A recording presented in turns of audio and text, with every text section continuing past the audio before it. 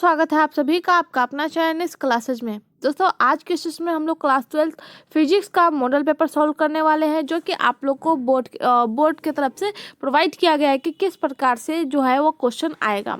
तो आज के सेशन में हम लोग फिजिक्स का एमसीक्यूज देखेंगे, जो कि इम्पोर्टेंट है और बहुत ही ज़रूरी है। और आज के सेशन बहुत ही मज़ेदार होने वाला है, तो अंत तक बने रहिए, वीडियो को स्किप मत कीजिए।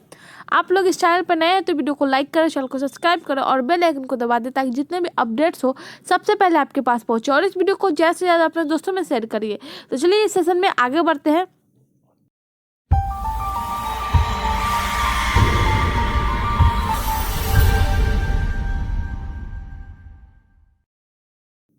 तो आज हम लोग फिजिक्स का मॉडल पेपर सॉल्व करने वाले हैं। तो हम लोग का जो एमसीक्यूज रहेगा, इस ईयर में जो एमसीक्यूज दिए जाएंगे उसमें थोड़ा चेंजेस किया गया है, क्योंकि हर साल जो है वो बोर्ड मेंबर इसको चेंज कर देते हैं। लेकिन हम लोग को घबराना नहीं है, हम लोग को पूरी तरह से जो है वो तैयारी करके रहना है।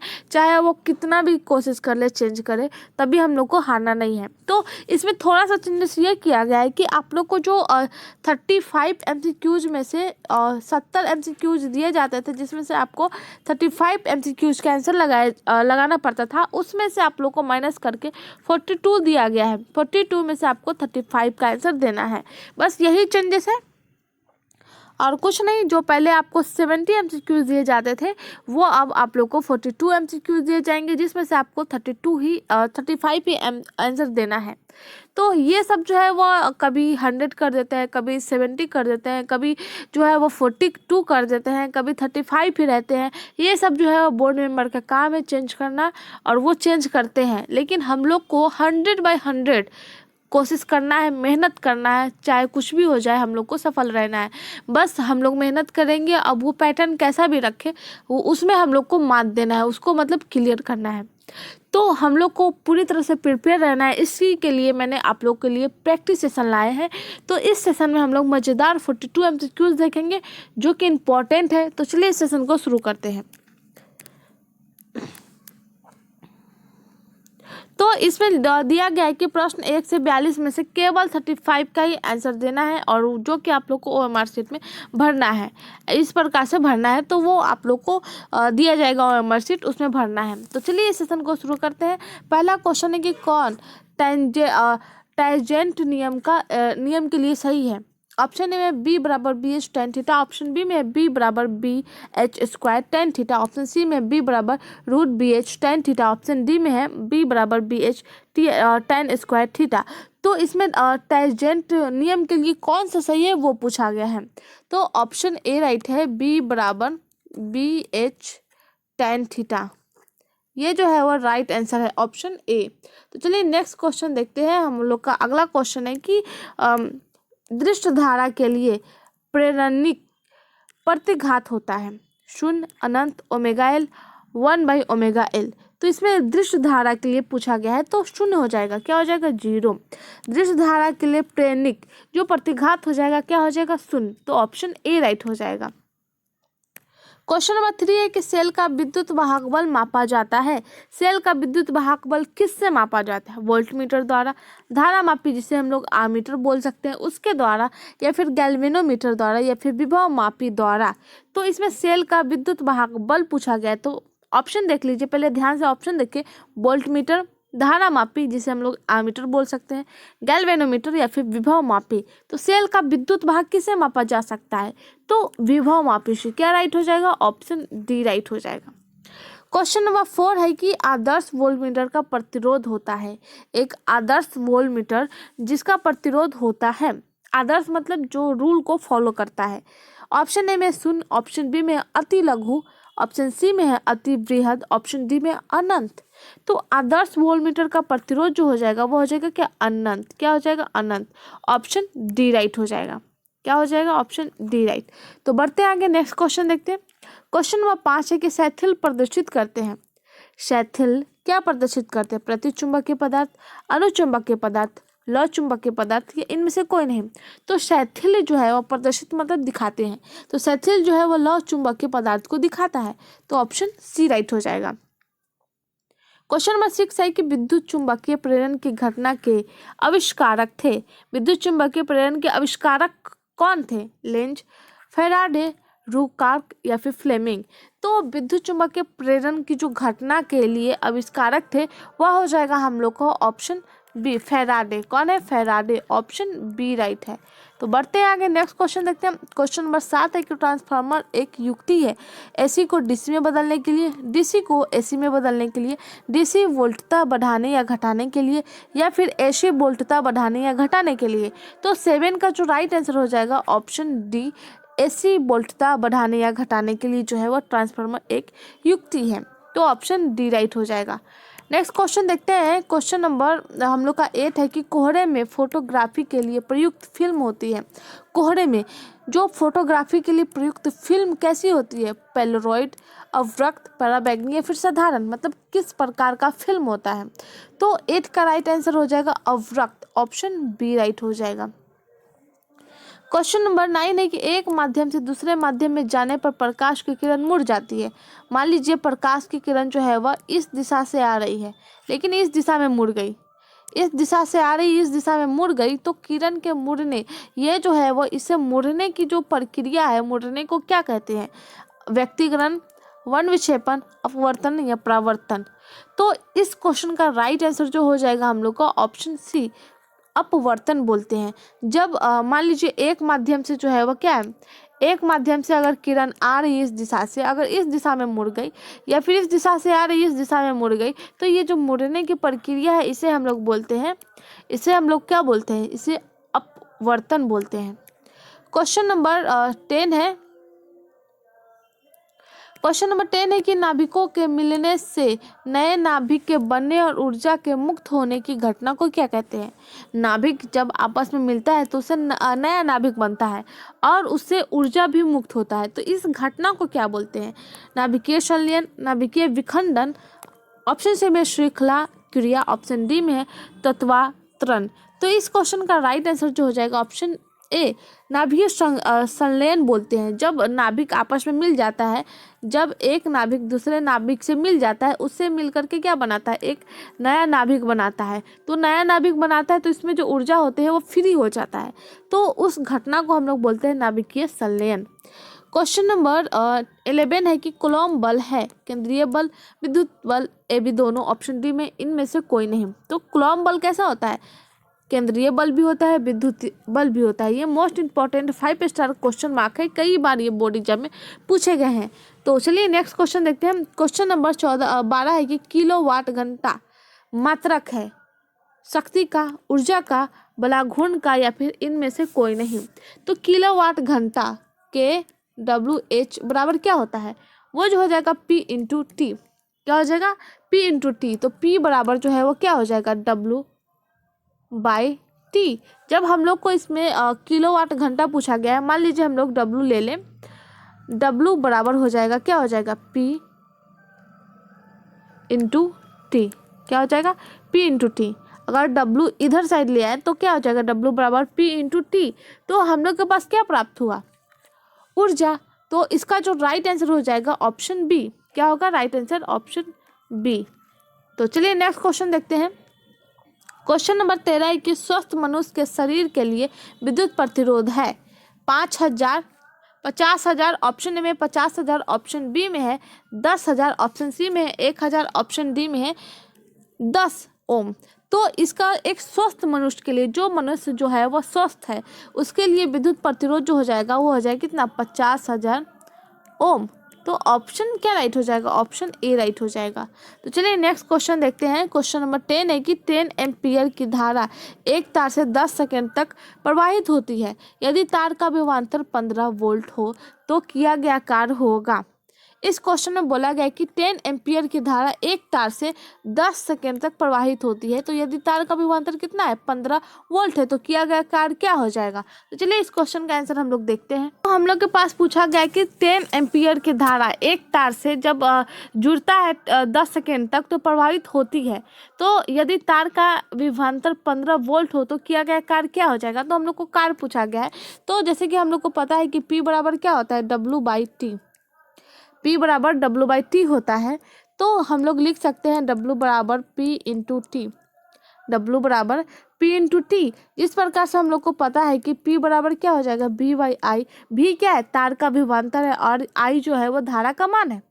V क्या है, V जो है वो तार का विभवांतर है। तार का विभवांतर कितना दिया हुआ है, वो जो दिया हुआ है 15, कितना दिया हुआ है 15 वोल्ट। और I कितना दिया हुआ है, V बराबर कितना है 15, और I बराबर जो है मतलब I जो है वो कितना है 10 है, कितना है 10 एम्पियर की धारा से जो है वो प्रवाहित हो रही है। तो P बराबर हम लोग के पास आ गया VI। तो हम लोग यहाँ पे लिख सकते हैं W बराबर V इंटू आई इंटू टी, V इंटू आई इंटू टी। तो हम लोग का पास V कितना है 15 है, I जो है वो 10 है, और T कितना है, टाइम कितना दिया हुआ 10 सेकेंड तक प्रवाहित होती है। टाइम बराबर 10 सेकेंड, कितना है 10 सेकेंड। तो 10 सेकेंड तक वो प्रवाहित हो रही है, तो कितना हो जाएगा 1500। तो ये जो जब काम या कार्य हो रहा है तब हम लोग के पास क्या हो जाएगा सिंबल, ये जो हो जाएगा जूल में चला जाएगा। तो कितना आंसर होगा 1500 जूल। तो चलिए देखते हैं, ऑप्शन देखते हैं हम लोग। तो हम लोग के पास फर्स्ट जो ऑप्शन है 1500 जूल, तो राइट क्या हो जाएगा 1500। 10 एम्पेयर की धारा से एक तार से 10 सेकेंड तक प्रवाहित होती है। तो यदि तार का विभवांतर 15 वोल्ट है तो किया गया कार्य क्या हो जाएगा 1500 जूल। तो हम लोग के पास आंसर आ गया है। तो चलिए नेक्स्ट क्वेश्चन देखते हैं। 15 नंबर क्वेश्चन की टेस्ला इकाई होती है विद्युत फ्लक्स की, चुंबकीय फ्लक्स की, चुंबकीय क्षेत्र की, या फिर विद्युतीय क्षेत्र की। तो टेस्ला इकाई किसकी होती है, 15 नंबर क्वेश्चन का आंसर हो जाएगा चुंबकीय क्षेत्र। टेस्ला किसकी इकाई होती है, टेस्ला को हम लोग टी से डिनोट कर सकते हैं। तो टेस्ला किसकी इकाई होती है, चुंबकीय क्षेत्र की। तो ऑप्शन सी राइट हो जाएगा। बढ़ते आगे क्वेश्चन नंबर देखते हैं 16 मतलब 16। तो 16 नंबर क्वेश्चन में पूछा गया है कि 5 प्रतिरोध के एक तार से, मतलब 5 प्रतिरोध के एक तार से जिसका विभवांतर 7 वोल्ट है, तो 20 मिनट तक धारा प्रवाहित होती है तो ऊष्मा उत्पन्न होगा। तो चलिए इस क्वेश्चन का आंसर हम लोग सॉल्व करते हैं। तो इस क्वेश्चन में पूछा गया है कि 5 प्रतिरोध एक तार से जिसका विभवांतर जो है वो कितना है 7 वोल्ट है, तो हम लोग के पास प्रतिरोध जो है वो प्रवाहित हो रही है। तो हम लोग एक फिगर बनाते हैं। तो R बराबर कितना हो जाएगा 5 ओम, जो कि इसका वोल्ट कितना है 7 वोल्ट है। वोल्ट जो है वो कितना है 7 वोल्ट है। तो इसमें धारा प्रवाहित हुई, तो एक बैटरी से जब कनेक्ट करेंगे तो इसमें धारा क्या प्रवाहित होगी I। तो हम लोग इसमें टाइम कितना दिया हुआ है 20 मिनट तक। तो T बराबर जो है वो क्या हो जाएगा 20 मिनट। जब हम लोग इसको सेकेंड में कन्वर्ट करेंगे तो 20 इंटू 60, तो हम लोग के पास क्या हो जाएगा 1200 सेकेंड। तो 1200 सेकेंड हो जाएगा। तो जब हम लोग H फार्मूला लगाएंगे, H बराबर I स्क्वायर आर टी। तो जैसे कि हम लोग को पता है कि I बराबर होता है क्या V बाई आर, क्या होता है I बराबर V बाई आर।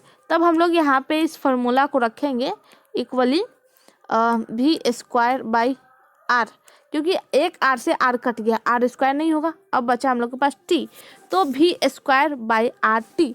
तो चलिए इस फार्मूला को आगे लिखते हैं। तो हम लोग के पास आ गया था V स्क्वायर, क्या आया था H बराबर क्या था V स्क्वायर आर टी। तो हम लोग के पास ये आ गया। तो चलिए इसमें अब हम लोग डालते हैं। तो V कितना है हम लोग के पास 7 है, कितना है V कितना है 7 वोल्ट से जो है वो क्या प्रवाहित हो रही है। तो R स्क्वायर 7 स्क्वायर, और R कितना दिया हुआ है 5। टाइम कितना है 1200, टाइम जो है वो 1200 है। तो लगभग हम लोग के पास कितना, मतलब हम लोग के पास जो जब इसको हम लोग क्रियाक्रम करेंगे, मतलब इसको कैलकुलेशन करेंगे, तो हम लोग के पास आएगा 11760 जूल। क्या आ जाएगा 11760 जूल। लेकिन हम लोग के ऑप्शन में जो है वो कैलोरी में दिया हुआ है आंसर। तो चलिए कैलोरी में हम लोग इसका आंसर देखते हैं। तो जैसे कि पता होता है कि 1 कैलोरी बराबर कितना होता है, 1 कैलोरी बराबर जो होता है वो 4.184 जूल होता है। जब हम लोग 1 जूल बराबर निकालेंगे तो कितना हो जाएगा 1/4.184 जूल। कितना हो जाएगा 1/4.184 जूल, इतना आ जाएगा। तो चलिए इसके बाद आगे का प्रोसेस करते हैं। तो हम लोग के पास जो है वो कितना आया था 1/4.184। तो अब हम लोग यहाँ पे लिख सकते हैं कि H बराबर 11, मतलब जो पहले हम लोग के पास आया था H बराबर वो 11760 इंटू में कर देंगे 1 जूल का जो आया था 4.184 जो कि हम लोग लिख रहे हैं कैलोरी में, तब हम लोग के पास जो है वो कैलकुलेशन कितना आएगा 2810 कैलोरी। ये जो ऑप्शन है हम लोग का मतलब ऑप्शन में नहीं दिया हुआ है, ऑप्शन में जो है वो लगभग 2800 के बराबर है। तो यहाँ पर जब आ गया 2810 कैलोरी तो लगभग हम सब लिख सकते हैं कि 2800 कैलोरी के बराबर है। तो हम लोग का ये राइट हो जाएगा, क्या होगा, ये आंसर सही है। तो चलिए देखते हैं। तो ऑप्शन में जो है वो देख लीजिए, पहला जो है वो 140 कैलोरी, दूसरा है 280 कैलोरी, तीसरा 700 कैलोरी और चौथा है 2800 कैलोरी। तो ऑप्शन डी राइट हो जाएगा, क्योंकि हम लोग के पास जो आया है 2810 आया है, तो हम लोग 2810 की जगह पे लगभग 2800 कैलोरी ले सकते हैं। तो ऑप्शन डी राइट हो जाएगा। क्वेश्चन नंबर 17 है, लोहा होता है अनुचुंबकीय, प्रतिचुंबकीय, लौह चुंबकीय या फिर अचुंबकीय।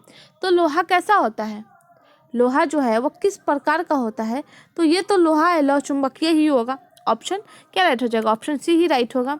क्वेश्चन नंबर 18 है कि किसी विभव मापी को संदेशशील को बढ़ाने के लिए क्या करना चाहिए। इसका अनुप्रस्थ क्षेत्र बढ़ाना चाहिए, इसके धारा को घटाना चाहिए, इसकी धारा को बढ़ाना चाहिए या फिर इसकी लंबाई को घटाना चाहिए। तो 18 का राइट आंसर जो हो जाएगा, इसकी अनुप्रस्थ क्षेत्रफल को बढ़ाना चाहिए, ऑप्शन ए राइट हो जाएगा। क्वेश्चन नंबर 19 है कि ताप बढ़ाने के साथ अर्धचालक का प्रतिरोध बढ़ता है, घटता है, कभी बढ़ता कभी घटता है या फिर अपरिवर्तित रहता है। तो ताप बढ़ाने के साथ अर्धचालक का प्रतिरोध कैसा होता है वो पूछा गया है, तो ऑप्शन बी घट जाता है। क्वेश्चन नंबर 20 है कि विभव मापी का प्रयोग में जब गैल्वेनोमीटर में शून्य विक्षेप होता है तब धारा का प्रभाव कैसा होता है। तो इस क्वेश्चन का राइट आंसर ऑप्शन बी हो जाएगा कि गैल्वेनोमीटर परिपथ में नहीं होता है, तो इसका प्रभाव का कुछ मान्यता ही नहीं है। क्वेश्चन नंबर 21 है कि वीबर यानी होल मोबाइल आवेश वाहक होता है, होल मोबाइल आवेश वाहक होता है। ऑप्शन में है कंडक्शन बैंड, ऑप्शन बी में फॉरबिडेन ऊर्जा अंतराल में, ऑप्शन सी में है वैलेंस बैंड में, ऑप्शन डी में इनमें से कोई नहीं। तो 21 का राइट आंसर ऑप्शन बी हो जाएगा। क्वेश्चन नंबर 22 है कि ट्रांजिस्टर की धारा लाभ अल्फा परिभाषित होती है, अल्फा जो है वह किससे परिभाषित होती है। तो इसका राइट आंसर जो हो जाएगा वो हो जाएगा हम लोग का ऑप्शन बी IC/IE द्वारा। तो ये है ऑप्शन बी राइट हो जाएगा। क्वेश्चन नंबर 23 है कि वैसी युक्ति जो सौर ऊर्जा को विद्युत ऊर्जा में चेंज कर देता है यानी परिवर्तित कर देता है उसे क्या कहते हैं। वैसी युक्ति जिसे जो सौर ऊर्जा को विद्युत ऊर्जा में चेंज कर देता है, परिवर्तित कर देता है, उसे क्या बोलते हैं। तो इसका राइट आंसर जो हो जाएगा सौर शेल कहते हैं। क्या कहते हैं, सौर शेल। क्वेश्चन नंबर 24 है कि विद्युत चुंबकीय तरंग के संचलन की दिशा होती है, विद्युत चुंबकीय क्षेत्र चुंबकीय तरंग के संचलन की दिशा कैसी होती है। तो इस क्वेश्चन का राइट आंसर जो हो जाएगा ऑप्शन डी E/B के समानांतर होती है। क्या हो जाएगा, ऑप्शन डी राइट हो जाएगा। क्वेश्चन नंबर 25 है कि समतल दर्पण की वक्रता त्रिज्या होती है, समतल दर्पण जो समान दर्पण वाले होते हैं, अनंत, शून्य, +5 सेंटीमीटर, -5 सेंटीमीटर। तो 25 का राइट आंसर जो हो जाएगा अनंत। कैसा हो जाएगा, अनंत। ऑप्शन ए राइट है, सॉरी ऑप्शन ए राइट है। क्वेश्चन नंबर 26 है कि तालाब की तली कुछ ऊपर उठी हुई प्रतीत होती है, जिसका इसका कारण है। तालाब की तली कुछ ऊपर उठी हुई प्रतीत होती है, इसका क्या कारण है जो वो ऊपर उठी हुई मतलब प्रतीत होती है यानी दिखाई देती है। तो इसका राइट आंसर है कि प्रकाश का अपवर्तन, मतलब प्रकाश का जब अपवर्तन होता है तो तालाब जैसे ऊपर उठा हुआ दिखाई देता है, प्रतीत होता है। क्वेश्चन नंबर 27 है कि लेंस की क्षमता का SI मात्रक है। लेंस को हम लोग किसे मतलब उसका क्षमता का मात्रक क्या हो जाएगा, जूल, डायोप्टर, कैंडेला या फिर वाट। तो लेंस की बात कर रहा है तो ये डायोप्टर हो जाएगा। डायोप्टर को हम लोग डी से डिनोट करते हैं, तो ऑप्शन बी राइट हो जाएगा। तो डायोप्टर क्या हो जाएगा, लेंस की क्षमता का SI मात्रक। क्वेश्चन नंबर 28 है कि एक उत्तल लेंस म्यू बराबर 1.5 के प्रत्येक तल की वक्रता त्रिज्या 20 सेंटीमीटर है, तो लेंस की क्षमता क्या हो जाएगी। तो इसमें लेंस की क्षमता पूछा गया है। क्वेश्चन क्या है, एक उभयलुत्तर लेंस म्यू बराबर क्या है 1.5 के प्रत्येक तल की वक्रता त्रिज्या 20 सेंटीमीटर है, तो लेंस की क्षमता बताना है। तो चलिए देखते हैं इसका आंसर। यहाँ पे देखते हैं हम लोग इसका आंसर। तो इसमें पूछा गया है P बराबर क्या हो जाएगा, P क्या है, लेंस की क्षमता है। तो म्यू बराबर दिया हुआ है हम लोग का 1.5, क्या है म्यू, क्या है अपवर्तनांक है। इसमें म्यू क्या अपवर्तनांक। तो पहले हम लोग देखते हैं इसके बारे में कुछ जानते हैं। तो लेंस जो होती है वो दोनों तरफ त्रिज्याएं होती है, लेंस की दोनों तरफ त्रिज्याएं होती है, एक दाईं ओर एक बाईं ओर। मतलब एक को प्लस से डिनोट करते हैं, एक को माइनस से डिनोट करते हैं। तो हम लोग फोकस दूरी का सूत्र लिखते हैं। तो फोकस दूरी का सूत्र हो जाएगा 1/f बराबर म्यू माइनस 1 ब्रैकेट, और ब्रैकेट में हो जाएगा 1/r1 माइनस 1/r2। तो मैंने आप लोग को बताया कि लेंस की जो लेंस के दोनों तरफ जो होती है वो त्रिज्याएं होती है, एक दाईं ओर एक बाईं ओर, जिसको माइनस से और एक को प्लस से डिनोट करते हैं। दोनों तरफ जो होती है वो क्या होती है, त्रिज्याएं होती है। तो 1/f बराबर क्या है, ये जो है फोकस दूरी का सूत्र है। 1/f बराबर mu minus 1 r/2 1/r1 minus 1/r2। ये जो है वो फार्मूला है। ये जो है वो फोकस दूरी जो है वो लेंस के क्षमता के व्युत्क्रमानुपाती होता है, यानी P बराबर जो होता है 1/f होता है। P बराबर क्या होता है, 1/f। तो यहाँ पे हम लोग फार्मूला सेट कर सकते हैं कि P बराबर म्यू का मान दिया हुआ 1.5 माइनस में हो जाएगा 1 ब्रैकेट ये, इसके बाद 1/r। तो r का मान कितना हुआ है, 20। कितना है, 20 दिया हुआ है। मतलब क्वेश्चन में पूछा गया कि प्रत्येक तल की वक्रता त्रिज्या कितना है, 20 सेंटीमीटर है। तो 20 सेंटीमीटर है, तो एक को लिख लेते हैं। तो 20 सेंटीमीटर हो गया और माइनस में चला जाएगा 1/20 सेंटीमीटर। मैंने आप लोग को पहले ही बताया कि लेंस की जो त्रिज्या होती है दोनों तरफ होती है, एक प्लस एक माइनस। तो जैसे कि r1 बराबर हम लोग ले सकते हैं कि 20 सेंटीमीटर, ये कैसा में लिए, प्लस में लिए। तो r2 बराबर क्या हो जाएगा, एक माइनस में जाएगा तो माइनस 20 सेंटीमीटर। जब हम लोग अगर मान लीजिए इसको प्लस लिए इसको माइनस लिए, तो प्लस माइनस माइनस और माइनस माइनस क्या हो जाएगा, प्लस हो जाएगा। तब हम लोग के पास ये प्लस हो जाएगा, क्या हो जाएगा, प्लस हो जाएगा। तो चलिए आगे का प्रोसेस देखते हैं। यहाँ तक के नोट कर लीजिए, आगे हम लोग बढ़ते हैं। तो हम लोग के पास जो है वो क्या प्राप्त हुआ, P बराबर जो है वो 1.5 माइनस 1, और इसमें आ जाएगा 1/20 प्लस 1/20, क्योंकि मैंने आप लोग को बता दिया है r1 और r2 का मान दिया हुआ है। ठीक है, तो इसको जब हम हल करेंगे, माइनस करेंगे 1.5 को -1 से, तो 0.5 आ जाएगा, इंटू में चला जाएगा 2/20। तब हम लोग के पास जो है वो क्या प्राप्त होगा, 0.05 डायोप्टर। इसको कैलकुलेट करेंगे तो हम लोग के पास इतना प्राप्त हो जाएगा। तो P का मान कितना आ गया, P का मान जो है वो 0.05 डायोप्टर आ गया। लेंस की त्रिज्या पूछा गया तो हम लोग डायोप्टर D से डिनोट, D सिंबल देंगे, क्या देंगे, D। तो इस क्वेश्चन में पूछा गया था कि मतलब लेंस की क्षमता बताइए। तो चलिए ये जो है वो हम लोग के पास आंसर प्राप्त हुआ। चलिए ऑप्शन में देखते हैं। ये जो है वो क्वेश्चन है कि एक उभयलेतर लेंस म्यू बराबर 1.5 के प्रत्येक तल की वक्रता त्रिज्या कितना है, 20 सेंटीमीटर। तो लेंस की क्षमता बताइए। तो कितना दिया हुआ है, 0.05 डायोप्टर। क्या है, 0.05 डायोप्टर दिया हुआ है। हम लोग के पास इतना आंसर आया, या फिर हम लोग इतना तो आंसर आ गया, लेकिन ये जो है ऑप्शन से मैच नहीं कर रहा है। तो हम लोग जो है वो इस प्रकार से लिख सकते हैं कि जो हम लोग के पास P बराबर आया था, P बराबर 0.5 इंटू 2/20, इसको काटे, 2 से 2 काटे तो क्या बचा, 5 बचा, 5 डायोप्टर।